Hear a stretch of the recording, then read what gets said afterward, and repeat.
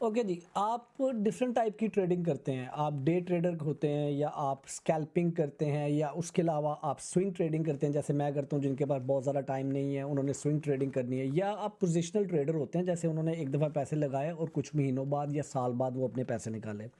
हर तरह की ट्रेडिंग के लिए डिफरेंट टाइम फ्रेम्स के अंदर काम किया जाता है। फॉर एग्जांपल जो स्कैल्पर्स हैं उनके लिए टेक्निकल एनालिसिस करने के लिए 5 से 15 मिनट का चार्ट यूज़ किया जाता है और एंट्री के लिए 1 मिनट से 5 मिनट के चार्ट के ऊपर एंट्री की जाती है। इसी तरह जो डे ट्रेडर्स हैं वो 1 घंटे से 4 घंटे के चार्ट पे अपना टेक्निकल एनालिसिस करते हैं और एंट्री लेने के लिए 5 मिनट या 15 मिनट के चार्ट पर जाते हैं। और इसी तरह आपके पास जो स्विंग ट्रेडर हैं वो डेली और वीकली चार्ट के ऊपर अपना ओवरऑल टेक्निकल एनालिसिस करते हैं और जब उन्होंने एंट्री लेनी होती है तो वो अपने पास 4 घंटे से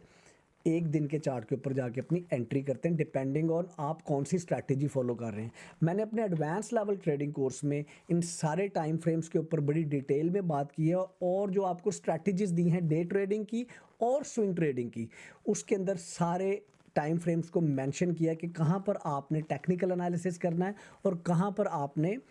एंट्री लेनी है। अगर आप टाइम फ्रेम्स को यूज़ करते हैं स्कैल्पिंग, डे ट्रेडिंग या स्विंग ट्रेडिंग में, तो आप कौन से टाइम फ्रेम्स को सबसे ज़्यादा इंपॉर्टेंस देते हैं? कमेंट्स में ज़रूर बताइए और मेरे चैनल को सब्सक्राइब कीजिए इस तरह की टिप्स के लिए।